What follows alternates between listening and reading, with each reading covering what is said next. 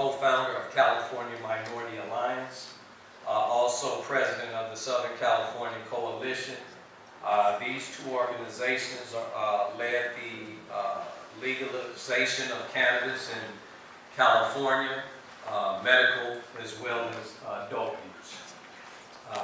I've been in the industry since the very beginning. I have one of the oldest shops in the history of medical marijuana in the city of Los Angeles. 22 years we've had medical marijuana, long before Denver, Seattle, Oregon was ever thought of. We have just turned into adult use recently in 2018.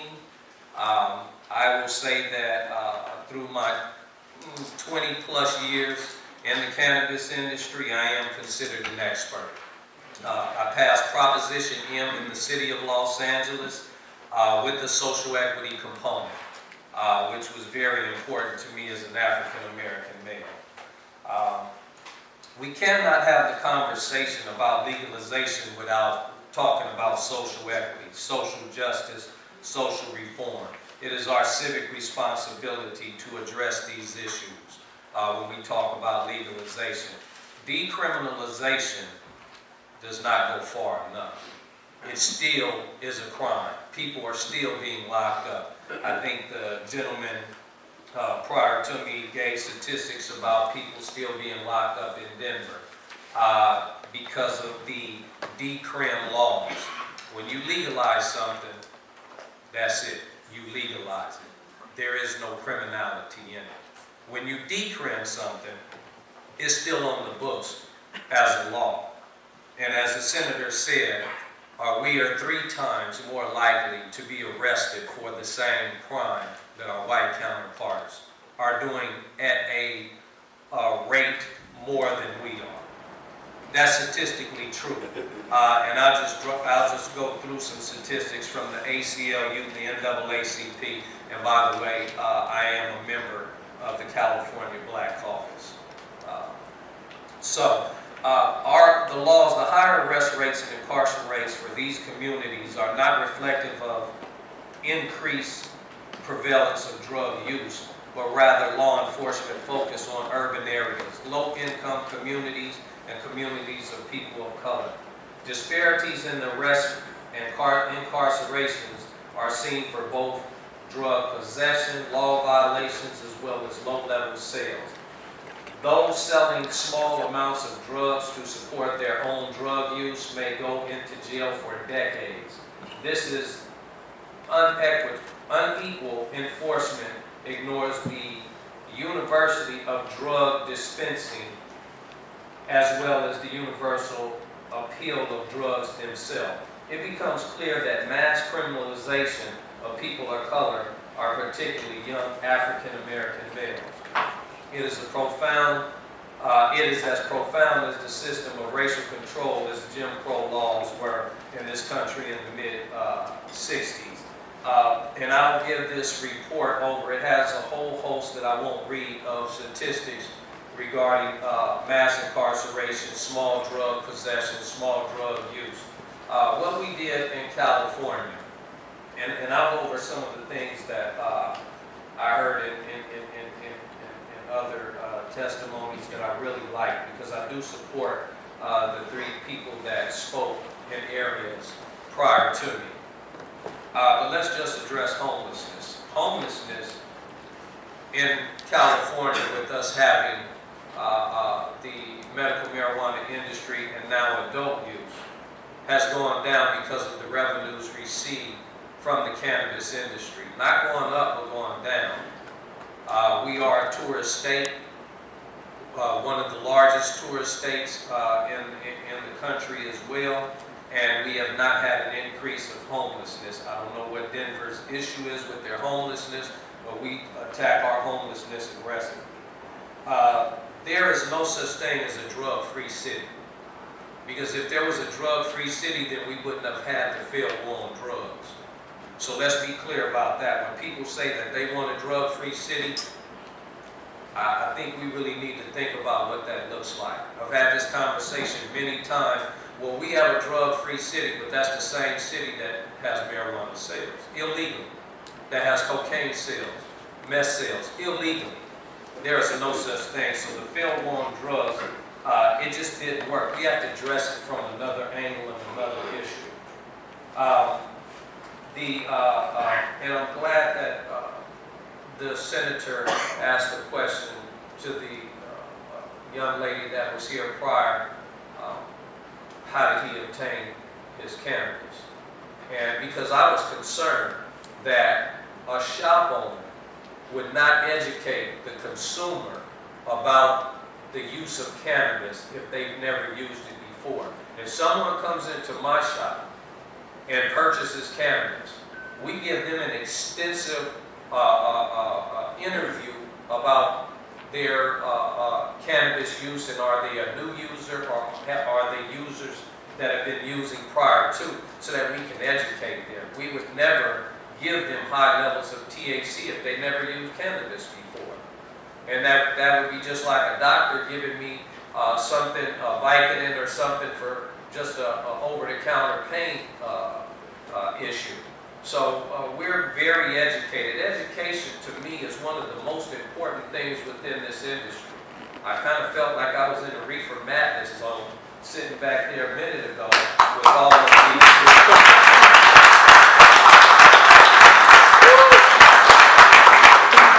with all of the untruths that I heard. You guys need to educate yourselves first on this platform before any decisions are made. We have 22 years of successes and failures in California before we decided to accept the legalization of adult use. We don't say recreation. Because when you say recreational, you think of parks, play, children, fun.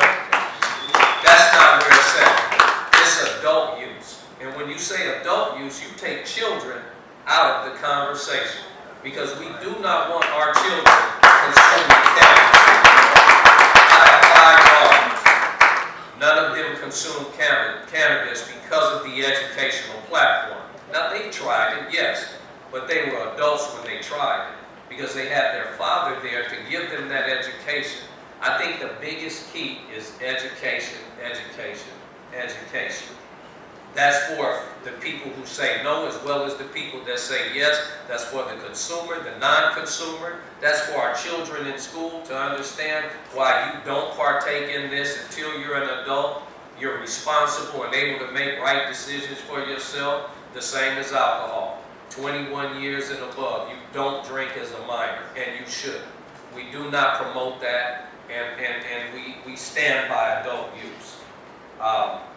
There are just a couple of more things that I'd like to speak on, and the establishment of a social equity program. Like I said, if we're going to talk about legalization, we have to go back to the conversation of how we were incarcerated for this same plan, and why we were incarcerated. Moving forward, if this is going to be an industry that we are going to allow, then we need to make sure that there is fair and equitable participation in the cannabis industry among all. And in LA, in the very beginning, before we implemented social equity, this was an all-white, male-ran industry. No people of color participated, but we were the first ones to get locked up in prison. I myself did 6 years in federal prison for owning and operating a legal and legitimate medical marijuana facility under the Bush administration.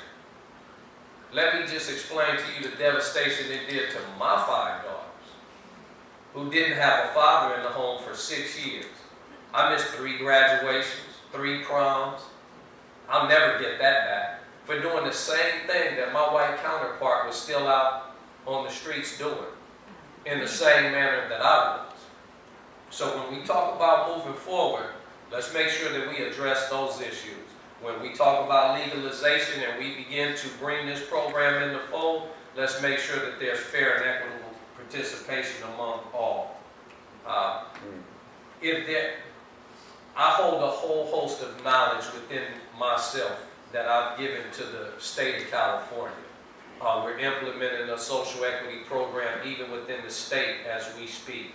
I'm speaking directly with Governor Brown on how many set-aside licenses we are going to do within the state of of California on the state level.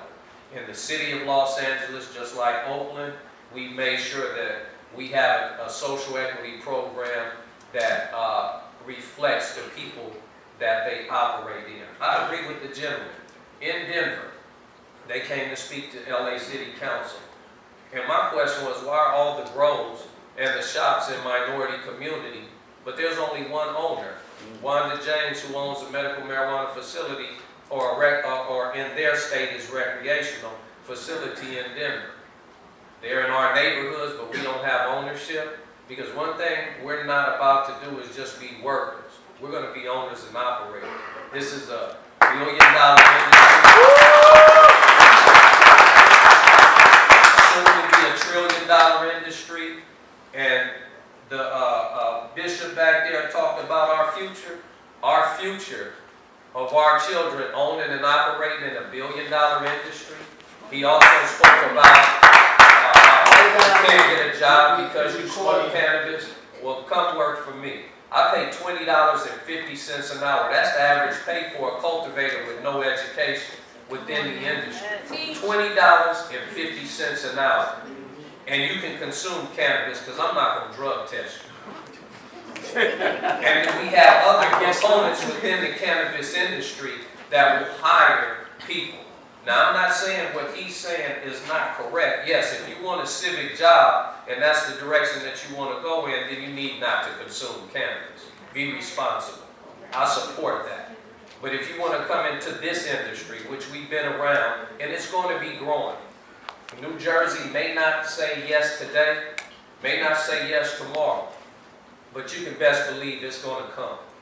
And it's going to come throughout the country, just as it has from California. If you look at the map that I will hand over 30-something states have some form of legalization. That's over half the country has already said yes on this. It's not going back. The question is, how do you want it to look in your town? If it's here. If it's here, how do you want to regulate it? If it's here, how do you want to control it? How do you want to educate your community? These are the conversations you need to have, not the conversations about we don't want it, because that's not a reality. That's not a true reality. There are a few that don't want it, but the overwhelming majority do. When you bring it here, bring it responsibly, make sure it makes sense to your community. Thank you. I appreciate it.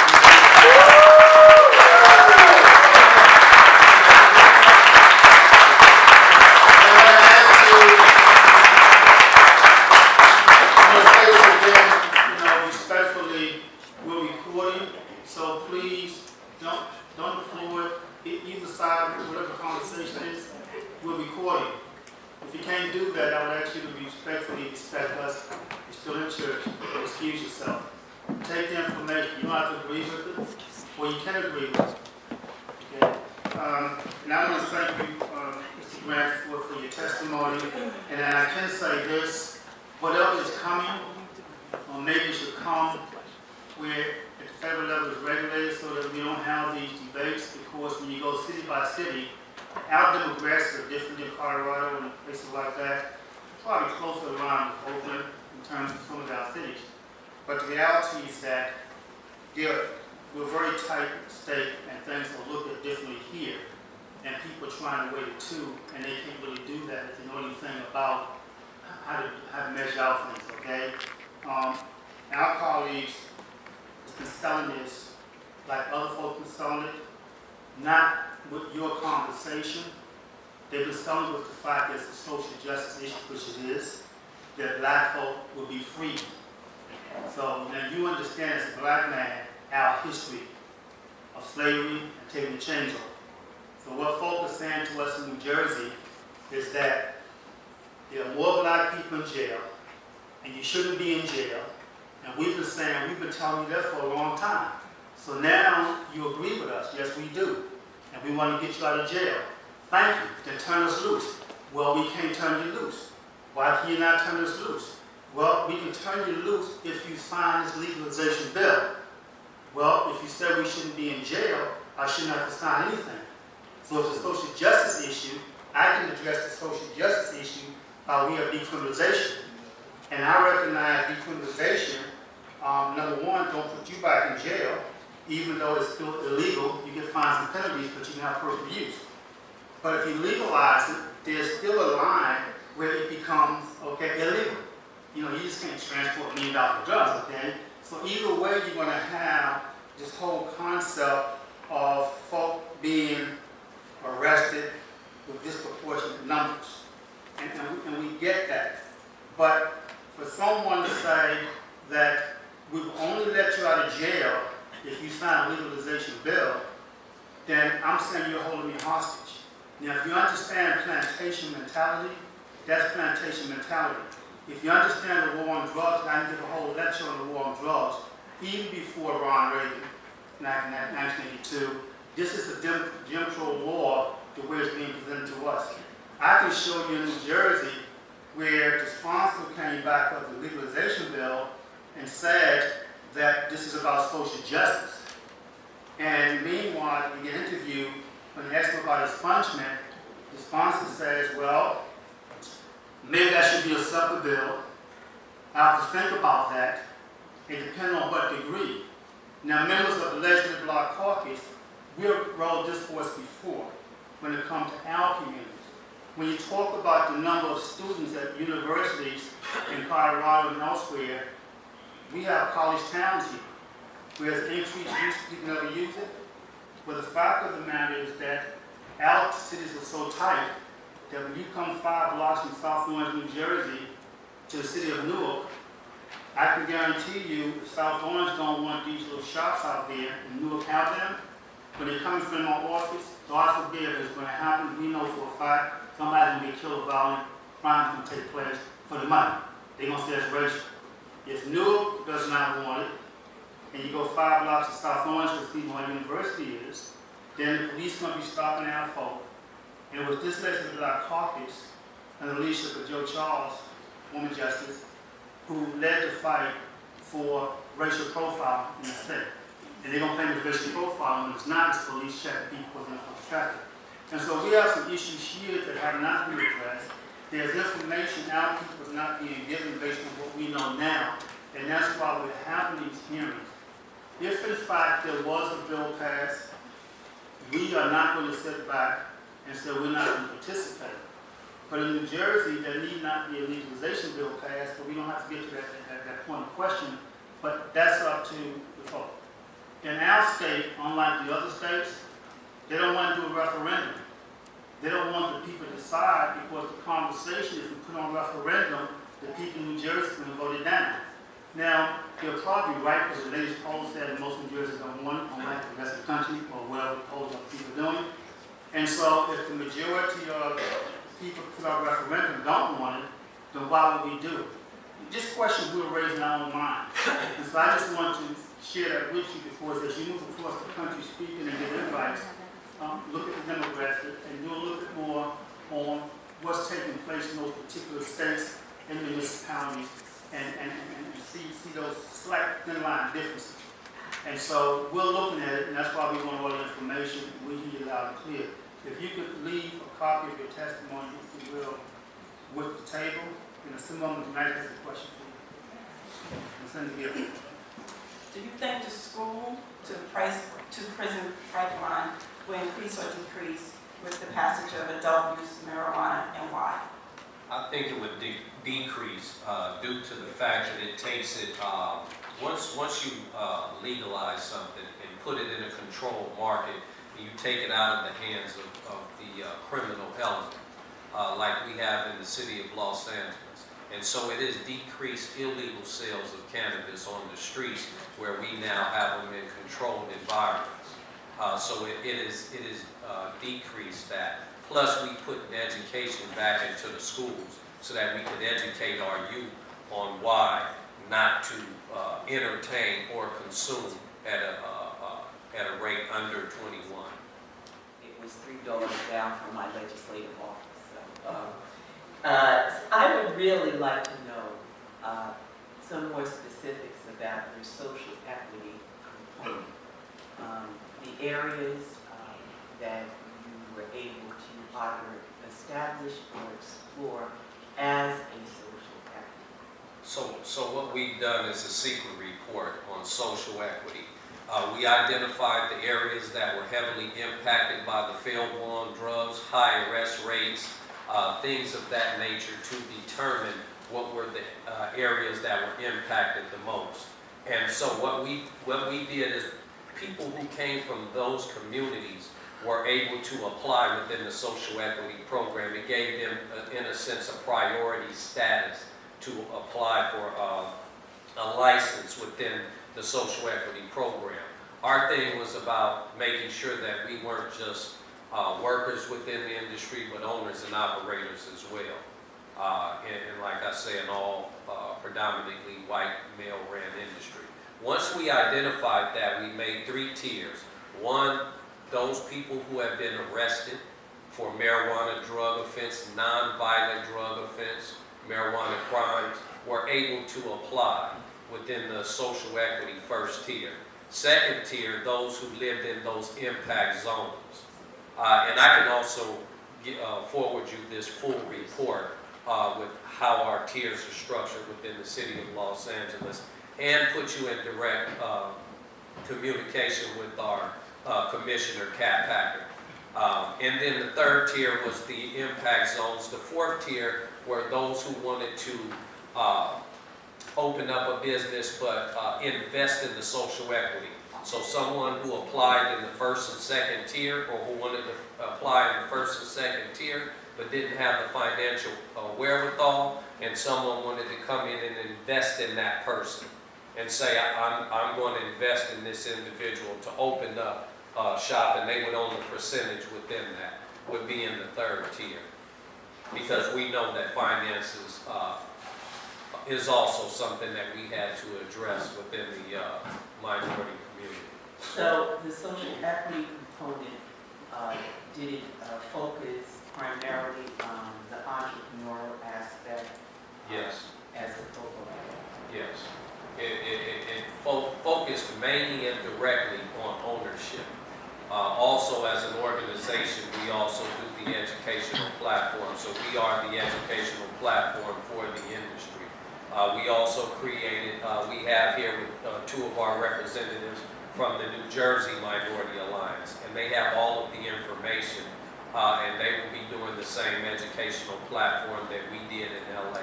So we'll be just pushing a lot of information, data, and things that they can use to educate and help the community. How were you able to survive a constitutional challenge, maybe it wasn't a challenge, for set aside? You indicated in your testimony something about set aside? Yes, so within the statistical data that we have from the NAACP and the ACLU and other data within the communities from districts that how it's set up in LA or in city districts, we took data from all of those components to find out what the arrest rates, what the incarceration rates of people of color within the community. We used that to compile the information that we needed to create what we have, the model we have in the city of Los Angeles. Do you have set-asides? I mean, set-asides, I'm sorry. And yes, set-asides are on the state level. In LA, we have, and I don't know if I would call it set-asides. Let's call the one set-aside set-aside for the state, right? For the state, we're talking about set-aside. Okay. So on the state level, with the data that we've given to the governor, we're asking for no less than 25% of the licenses to be set aside for the minority community. Has that been challenged as a set-aside proposition? No, it hasn't been challenged as of right now. So it hasn't actually taken place. This is something that you're either discussing or in This is still in the conversation, but as far as LA is concerned, it is. Well, since and the reason I focus on the state is because we have to make the determination from the statewide. Okay, I see. And so I don't need to touch it. Yeah, no, I get it. Has there been any particular attention given to the social justice aspect in terms of incarceration of young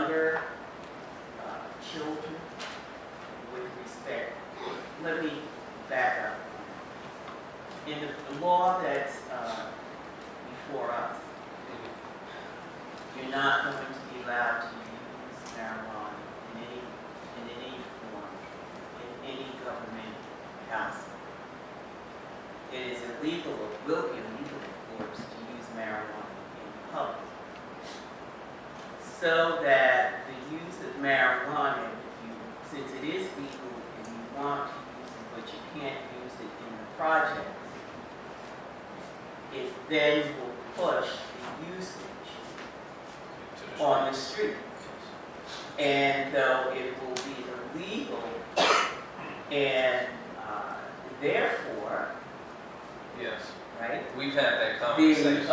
arrest rate and the incarceration rate then still reflects a disproportionate number of Black and brown people simply based on where they are housed. Exactly. How they're housed. So how have you dealt with that, or have you been able to? Yes, of course, we have to have that conversation because the same in California is the same here in New Jersey.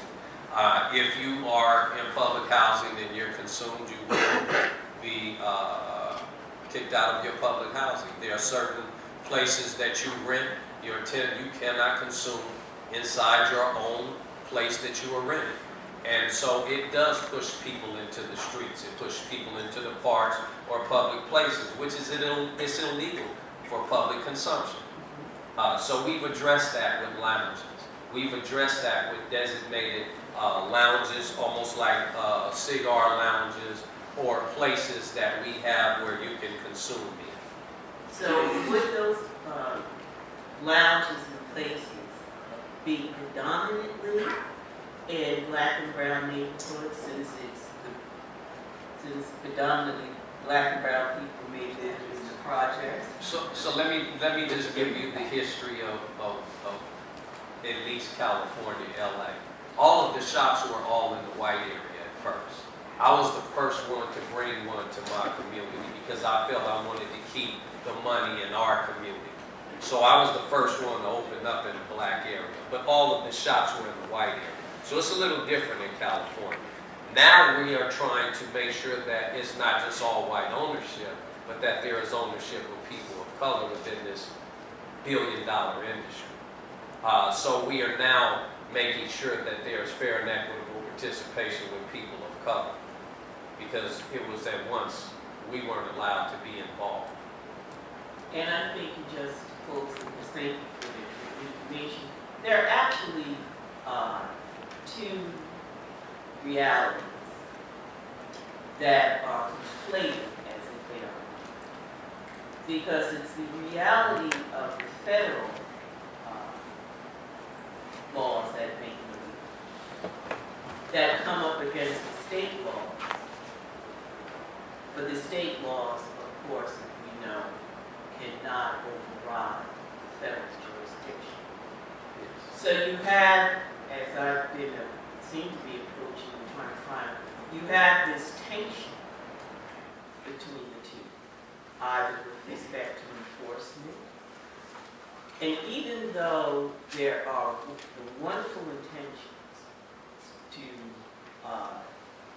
include everyone, there is that other federal that requires, I think as a result of the operation, it focuses the punitive aspect on Black and brown communities. Yes, ma'am. I myself was a product of that, so I And understand that. so we have to have, I think, and that's why I think it's excellent, your social context part. We have to have a conversation in New Jersey, because it's not, thank you for coming, but you know, at the end of the day, you say it's what your community wants, and I think that's absolutely. We have to be able to honestly say, after we've done our analysis, if we do this, this will happen.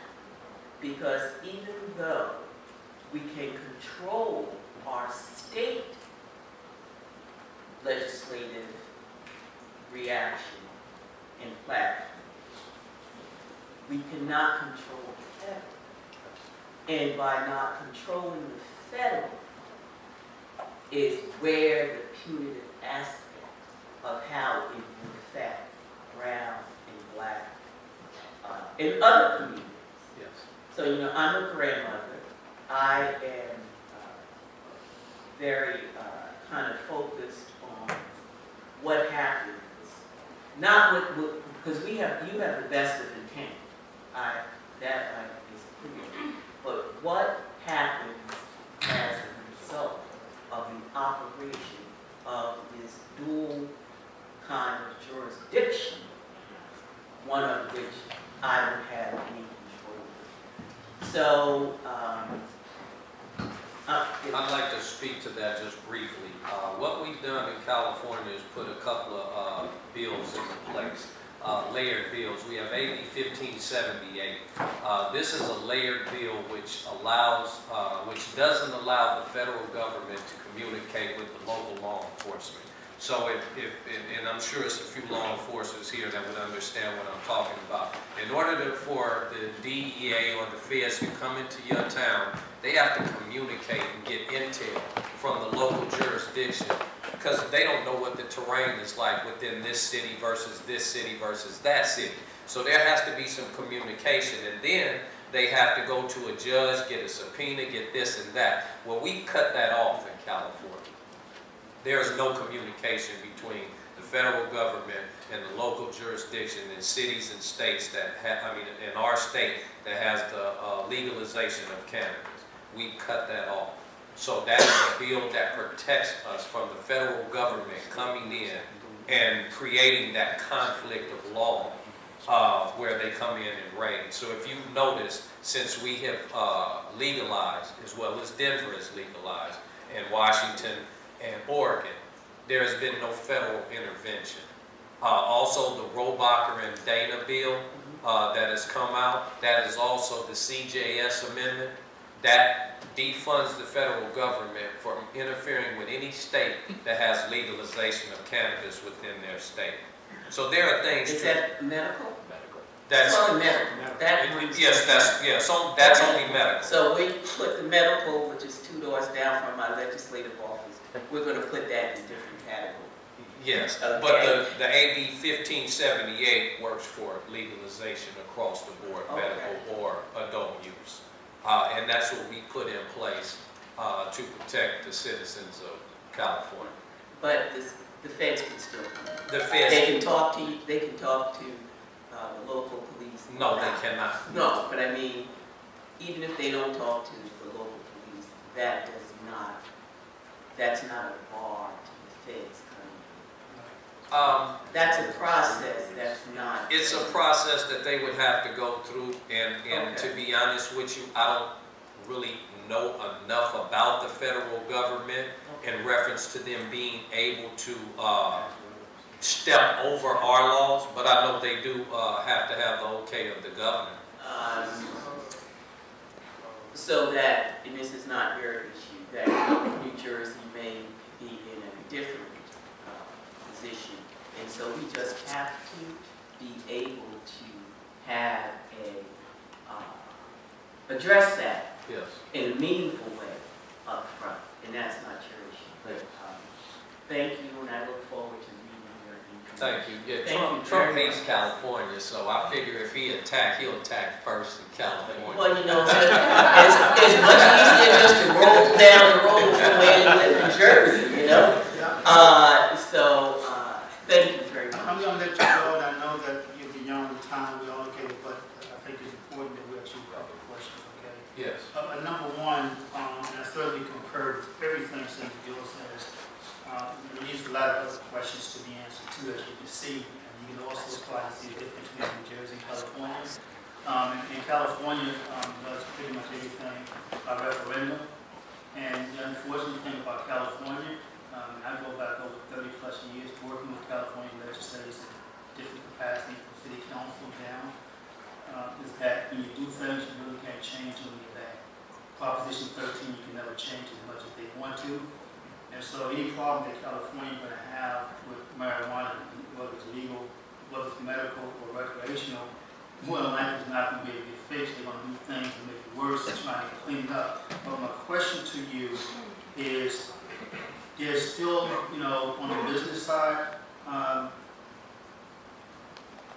what people are projecting to New Jersey residents, everybody's gonna have all these jobs, and everybody's gonna go into business. And the reality is that black and brown folk and culturally disadvantaged whites, poor whites, okay, and others cannot even get small loans now for personal needs, can't get mortgages. We leave the country in foreclosure, so there's indirect impacts there. Where's your financing coming from? Because the federal banks are not going to lend dollars. Credit unions and people like that are not going to touch it. And, we argue that folk, should have, if it become legal, all these little businesses. We know that it costs millions of dollars at one tier of the business side. And that means that the only people of color that can run those businesses or get involved with Queen Latifah, Michael Jordan, Shaq, people from New Jersey like that. Or if you go to the storefronts in New Jersey, you're talking any place with 250 plus to even kind of start up there. So where do we go? We go to loan shops, or we go to the street corners, bars, and drug dealers? Tell me what we do. So what we've done is, as California Minority Alliance, what we've done is created a fund. We brought in other people who want to invest in the cannabis industry but do not want to work in it. We have pulled a fund together. Right now it's about 50 million, and I'm sorry, I thought I'd turn this darn thing off. I guess I don't know how to control it, but anyway. We pulled the fund over $50 million together for our social equity program and building. We have more people that actually just got off the phone before I boarded a flight that another group wants to give us $100 million for our social equity. So you'll find that there are people who want to invest in this industry and see that social equity being a great way to invest but not actually be physically participating in the industry. I would suggest doing the same thing.